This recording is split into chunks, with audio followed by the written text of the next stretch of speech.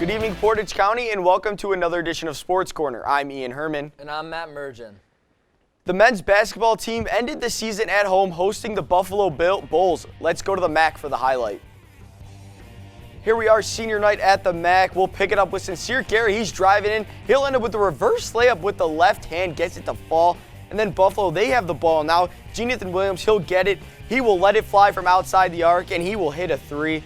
And then Justin Hamilton, nice bounce pass to Carey. Under pressure, gets the layup to fall. And then now Giovanni Santiago, he will let it fly from three, wide open. He will hit it. And then Santiago, yet again, this one from the corner. He will pump fake. Defender goes past him, wide open yet again. Hits the three, and the Bulls are forced to call a timeout. And then Hamilton, he will find himself wide open in the paint. Easy two-hand slam for the big fella. And now Carey with the ball again. He will drive in, finish nicely with the right hand.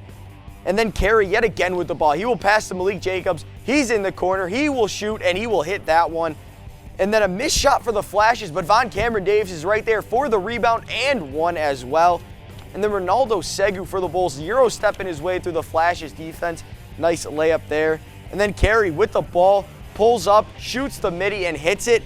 And the Flashes, they win 70-65, extending their win streak to 12 in a row going into the MAC tournament. And now we'll hear from Coach Senderoff after the game.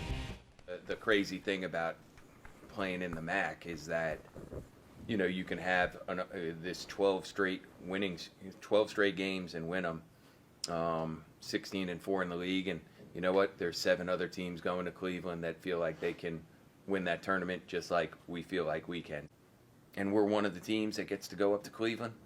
We get to be the 2 seed, and you know, we'll try to represent the program and the university the best we can up there. Okay, Matt, as I just mentioned, the Flashes riding a high win streak going into the MAC tournament.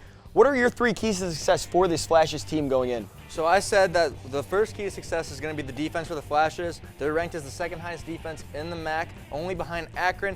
They are second in blocks in the MAC as well, and they defend the 3 ball at a level better than anyone else in the MAC. So defense is going to be key. You always play to your strengths, and that's what the Flashes are going to need to do to continue to advance in this MAC tournament. And I also said rebounding the basketball is going to be key for them. They're top 4 in the MAC for rebounding, and I think they're going to need to elevate that in order to have success against tougher teams later on. If they do run into Toledo in the championship, that's something that they're going to need to focus on. And then limiting turnovers is always going to be a key in any playoff matchup. And then I talked about the play of Sincere Carey. Sincere Carey and the team, they just can't get careless with turnovers come playoff time. And I have to agree with you on the defense. As you said, second best, 64.1 points allowed per game. They have to continue to do that. They did play Toledo twice this year, and if they can face them in the MAC championship, it'll be interesting for the 3rd game. They held them under 62 for both games, so it'll be interesting what happens with that. And I said Sincere Carey and Malik Jacobs. That 2-headed guard system has been amazing. Sincere Carey back-to-back-to-back player of the weeks. I think he's MAC player of the year, and Malik Jacobs as well, both averaging more than 12 points a game, and Malik Jacobs 7.6 rebounds a game. And then I said they have to continue to ride this 12-game win streak, continue the momentum. They've been playing all well through this half of the season, and I think it will continue all the way through the MAC championship. And now for my predictions in the MAC tourney. For my side, for the Toledo side, I think they win 82-63 handily over Central Michigan. And I think Buffalo loses to close to Akron. Buffalo kind of on a losing streak. I think Akron will ride high. And then I think Toledo ends up beating Akron 81-73 in a close one to advance to the MAC championship. And then for my other side, I have Kent State beating Miami pretty handily, 79-67. Then I have an upset, Ball State over OU. OU not looking good in their last couple games. I know Ball State hasn't played well either, but OU not playing well. I think that Ball State handles the upset. And I got Kent State beating Ball State easily, 83-70, to have Kent State and Toledo advance. And as I said, and then I have Kent State pulling it off, 85-81. I think it'll be a high-scoring game. We haven't had that with these 2 teams, but I think it will happen in this. But Kent State's got the defense that I think will hold it down, be able to get this team to the NCAA tournament for the first time in almost 10 years. And then for my MAC tournament predictions, for this side of the bracket, I got Toledo over CMU, 81-57. They're going to handle that game pretty convincingly. And then I actually have Buffalo beating Akron. Buffalo did lose their past 2, but they played the top 2 teams in the MAC. And other than that, they were on a 9-game win streak prior to that. And so I'll have Toledo and Buffalo in the next round. Then I got Toledo beating Buffalo 78-71 to go to the MAC championship. And then on the other side of the bracket, I got Kent State against Miami with a final score of 77-65. And then I actually have Ohio over Ball State. I think Ball State is too streaky of a team, and Ohio State will deliver in the playoffs. And then I got Kent State and OU, and then Kent State's going to win that one 75-73 to advance to the MAC championship. And then like Ian, I have Kent State beating Toledo 77-71. That 12-game win streak is just too much. They're the team of destiny, and they're going to beat Toledo in the championship. And on Saturday, the Kent State women's basketball team played their final game of the regular season against OU. And Katie Shumay, who led the team in scoring, she had 12 points to go along with 5 boards this season. She had a monster performance in this game, and the Flashes included Katie Shumay throughout the whole game, and then Lindsay Thal, she put up 9 points, 8 rebounds, and 2 steals on the night. And despite the win, the Flashes will not be competing in the postseason, sadly, as it would not be enough to secure a spot in the MAC tournament. A sad ending to an otherwise great season. Be careful what I say about it, but regardless, it's a tough pill to swallow when you have a better conference record than somebody else at the end of the season, and you just beat them, and they may get in and you won't. We'll see. I mean, I think we have an excellent resume for the WNIT, you know, and we'll try to be exhaustive in seeing if that makes sense for us. Hopefully these players still get the opportunity to play, because I think when this team clicks together, and you've seen it, when this team plays well together, they're really good. A lot of fun getting to meet a bunch of guys. I've been watching playing college football the last few years, just kind of soaking it in, taking it all in. I've really enjoyed it so far. I think the interviews were big for me. I mean, obviously not being as big a school guy, teams might not have known me quite as well, so just getting a chance for them to get to know me as a person and as a football player, I think was big for me. And Dustin Crum had an impressive showing at the Combine. His 40-yard dash time ranked in the top 5 of all quarterbacks, clocking in at 4.75 seconds. He participated in the hardest throw drill as well, chucking the pigskin at 53 miles per hour. Right now, Crum is projected as a late-round pick or a high-priority undrafted free agent. Scouts value his experience as a 3-year starter. The NFL draft is scheduled for April 28th through the 30th. And the Kent State track and field team traveled to Jax Wiki and Alexandra Malandro have earned awards for their performances at the Mid-American Conference Indoor Track and Field Championships. Malanda won Freshman Field Performer of the Year as the highest point scorer among freshmen in field events at the meet. Wiki was named Most Outstanding Field Performer for the 2nd year in a row. Wiki will conclude his final indoor season at the NCAA Championship hosted by University of Alabama at Birmingham and the city of Birmingham. The competition is scheduled to start at 5 p.m. on Friday, March 11th. The Kent State lacrosse team took on Robert Morris at Dick Stadium on March 2nd, and although they put up a great fight, the Golden Flashes lost 11-8. The Flashes gave the visiting Colonials a run for their money, forcing 15 turnovers and had more saves than the Colonials, 11-10. Then the Flashes fell short to the Cincinnati Bearcats on Friday, March 4th, with a final score of 17-11. This loss puts their record this season at 2-5. The Kent State lacrosse team is scheduled to compete next in Central Michigan on Thursday, March 10th at 3 p.m. And the Flashes softball team finishes 2-2 this week at the John Kropp Classic. On March 4th, the Flashes started strong with an 8-3 victory over Drake before falling to 19th ranked Michigan with a score of 13-0. On March 5th, Kent State beat Drake 11-0 and lost to Kentucky 1-9. Against Drake, Savannah Wing got her first home run as a Golden Flash, a shot to left field in the top of the 4th, and Jessica LeBeau have 5 strikeouts and allowed just 1 hit. Kent State will visit Michigan for a 3-game series in Ann Arbor next weekend. A doubleheader is scheduled for 1 p.m. on Saturday, March 12th, and a single game on Sunday, March 13th. On Saturday, Cody Kamara of the Kent State wrestling team won the 149-pound title match at the University of Ohio to be crowned as the MAC champion with a 3-0 record and will move on to the NCAA tournament in Detroit. Joining him will be Colin McCracken and Jake Ferry, who finished 2nd and 3rd respectively. As a team, the Flashes scored 71.5 points overall to secure a 7th place finish in the tournament. Hey y'all, I'm Della Fowler. Oh my goodness, how about that gymnastics team with a close finish this weekend? Let's hop to the recap. So on their first home meet of the season, on their last home meet, of the season, hosting Eastern Michigan and Ohio State, the Kent State gymnastics team posted a season-high score, yet sadly fell to Ohio State by less than a point. After posting their highest score on Friday at the Tri-All-Ohio meet, the Flashes tumbled into their senior meet ready to succeed. They shined bright, breaking their season-high team score on beams. Along with this, junior Rachel DeCavich had the highest individual score of a 39.350. Although the Flashes didn't necessarily take the W here, this was the second meet in a row they gave 18th-ranked Ohio State a run for their money.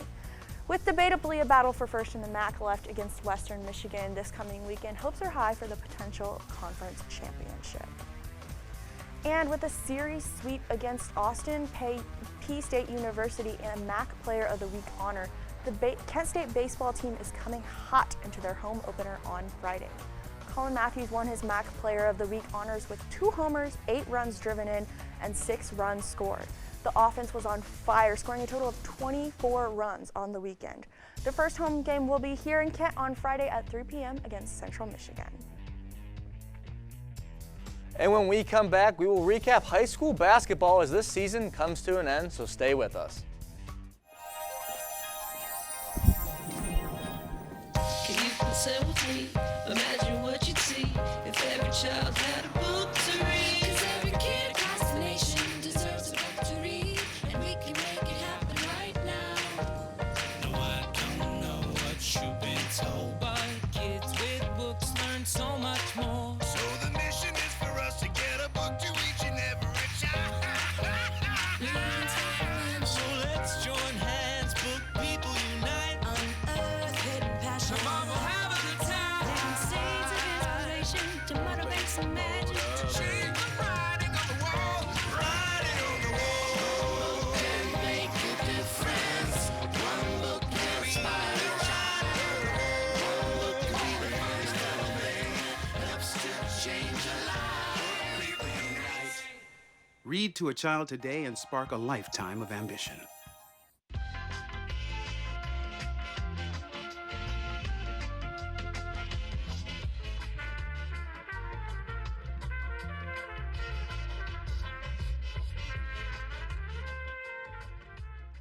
Hey Bobo, do trees tell each other stories?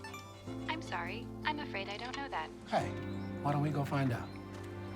Listen.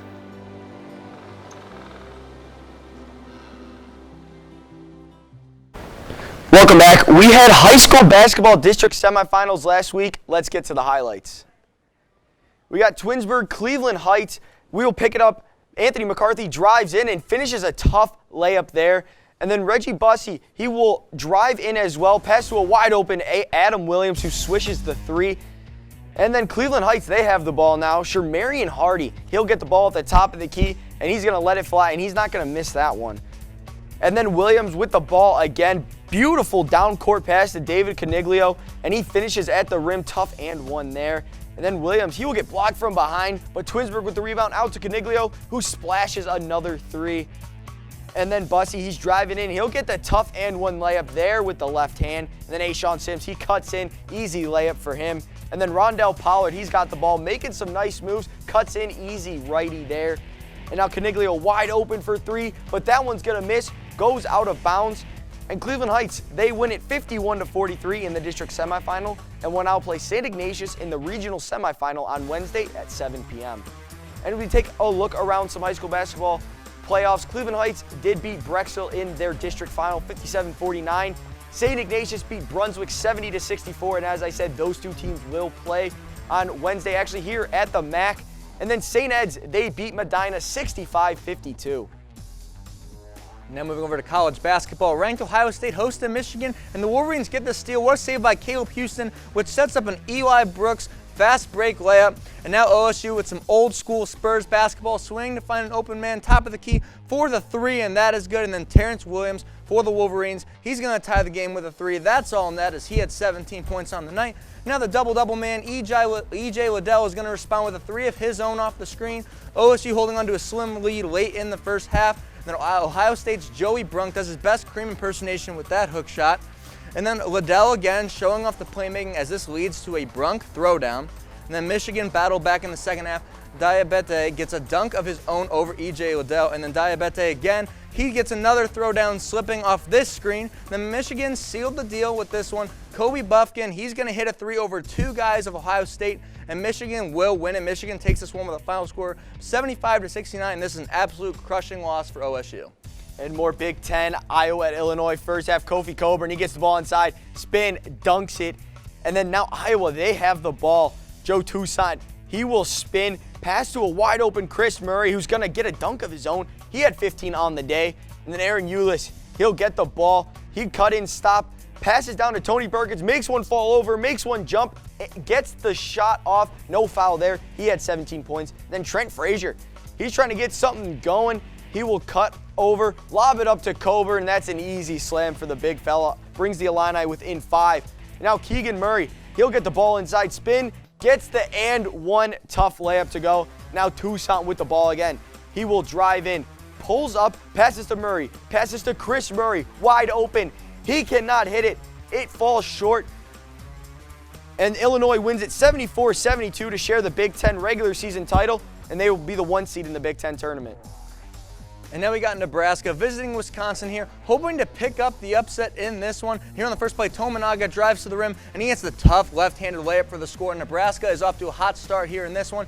Now Verge Jr. for Nebraska. He's going to pull up for this mid-range jumper, and he knocks it down. But Wisconsin wasn't going away in this one. Brad Davison, looking like a wide receiver, catches this pass and converts on this full court play. And then Davison again, he's going to rise up here for 3, falling to his right. And Davison was cooking in this game, and Wisconsin took control. The ball gets swung to Jordan Davis here on this play. He finds him in the corner, and he's going to knock down this corner 3, and now Wisconsin has an 8-point lead in this one. And then Davison again, he knocks down yet another 3. He had a phenomenal game for Wisconsin. It looked like Wisconsin was going to run with this one, but Nebraska was able to hang tough though. They played great defense late, getting this steal and taking it coast to coast. That's good for them, and Nebraska would rally to ultimately Verge Jr. hits this 3 to give Nebraska the lead as they rolled to an upset over Wisconsin. Nebraska wins 74-73 in this game. And now we will head down south. Coach K's last home game at Duke hosted North Carolina, the rivalry game. First half, Paolo Banchero with the ball. He's making moves. He'll spin inside, wide open slam. Duke up 6. And then Banchero, he gets the ball again. He's setting something up, passes down to Mark Williams, who gets another slam of his own. He had 16 points on the night. Now we'll jump to the second half. RJ Davis with the ball, making moves, wide open bounce pass to Armando Bacot, gets an easy slam of his own. We're tied at 43. And then Caleb Love with the ball. He cuts over, ends up being wide open for 3, and he'll hit that. Tar Heels within 2. Now the Tar Heels are up 4. Davis, he will drive in, and he will get the tough layup to fall. No call there. Now Davis trying to extend the lead even more. Passes out to Brady Manick, who will let it fly, and he will hit that 3. Tar Heels up big now. North Carolina, they're just trying to close out this game. Bacot will end up being wide open, gets another dunk, and UNC ruins Coach K's last home game, winning it 94-81. And when we come back, our NBA expert Brady Hamilton will cover all things Cavs, so stay with us.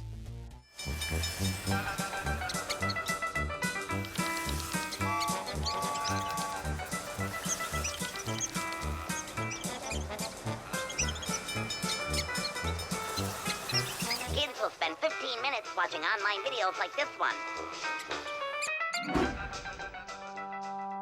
Brushing for 2 minutes now can save your child from severe tooth pain later. 2 minutes, twice a day. They have the time. I rescued Toast from a shelter in 2011. I love Toast because she's a lazy diva. Toast does whatever she wants, obviously. She's sleeping right now. She's an epic snuggler. She's so comforting. She's so loving. Toast makes me laugh. When I walked into the shelter, I knew right then that she was special.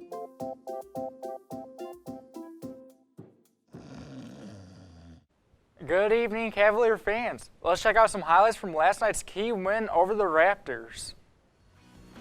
The All-Stars were out in this one as Darius Garland passes it underneath to Jarrett Allen, who takes it in for the slam at the rim. And here they go later in the first, where Garland finds Allen once again, and the All-Star duo is unstoppable here to start off.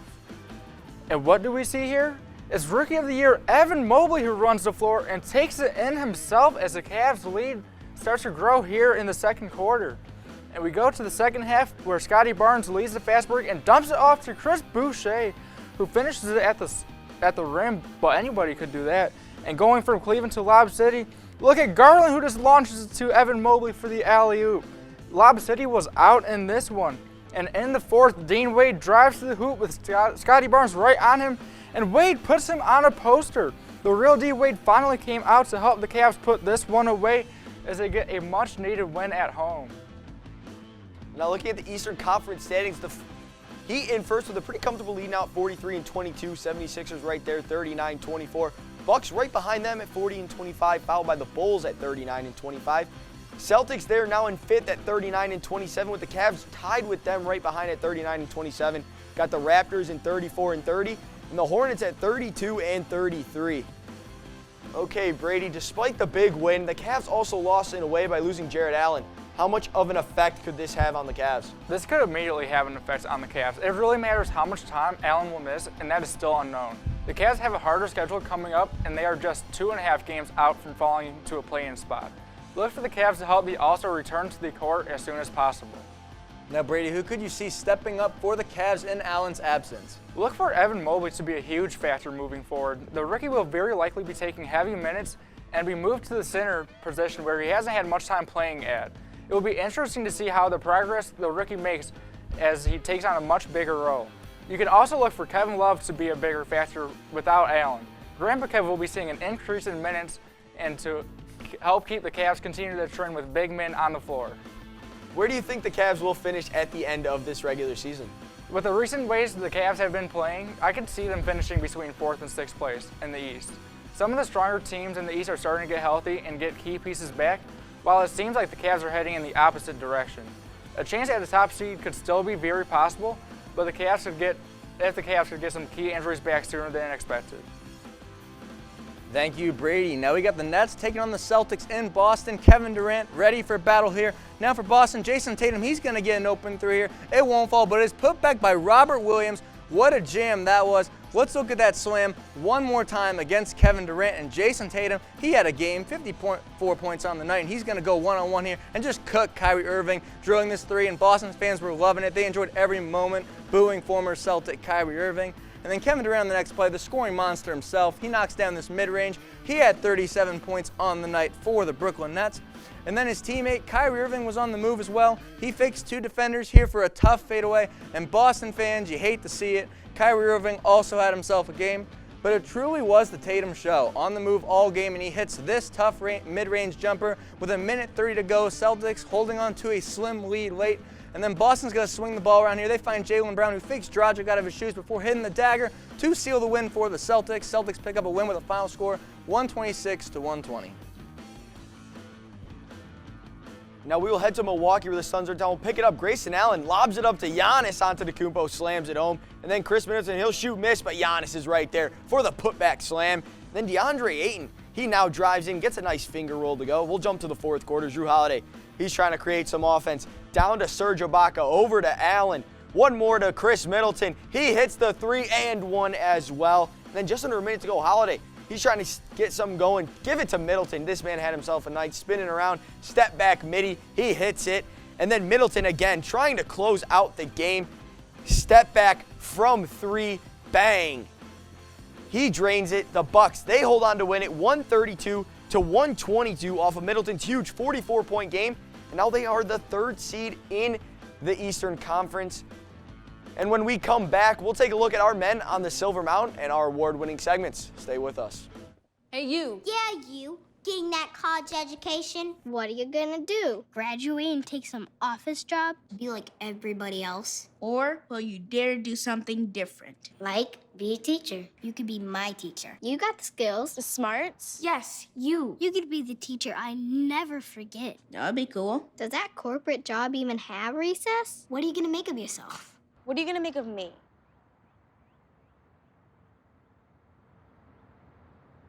Hamilton was adopted from a rescue in 2008. He's quite the pug about town. He gets invited to a lot of parties. He knows he's a pretty big deal. How could you not love him?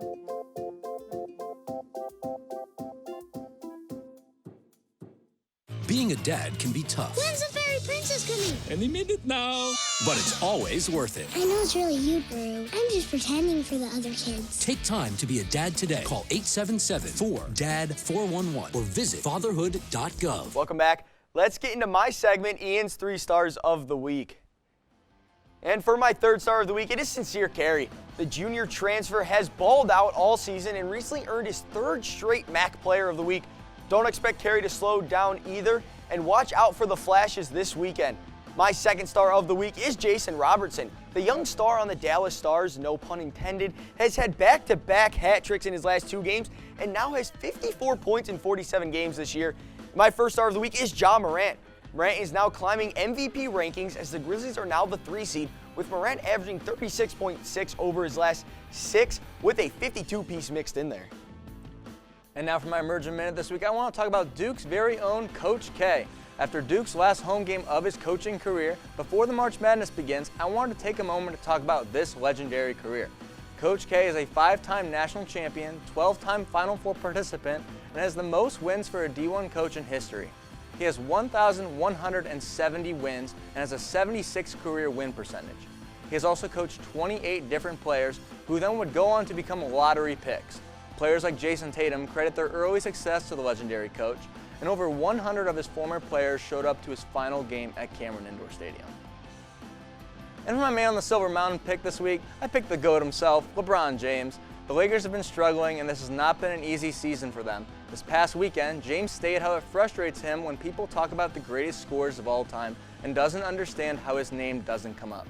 One day later, James had a point to prove as the Lakers took on the 2nd seed in the West, the Golden State Warriors. LeBron shot 19 for 31, shooting 61% from the field, and James hit 6 threes as well and looked unstoppable even this late into his career. The Lakers picked up a major win that they desperately needed, and LeBron showed why you can't count him out just yet. And my men on this Silver Mountain this week is Bryant Young, Tony Baselli, and Cliff Branch's family. I began a new job at the Pro Football Hall of Fame and had the honor of meeting Young, Baselli, and Branch's sister as he passed away several years ago. As well, I was a part of the lunch with the employees, and it was awesome to be able to hear from them and the great stories they were able to tell us. Congrats to the 3 of them, and they will be officially enshrined into the Hall of Fame on August 6th. And that is all we have for time for today. My name is Ian Herrmann. And I'm Matt Mergen. Hope you guys all have a great rest of your night.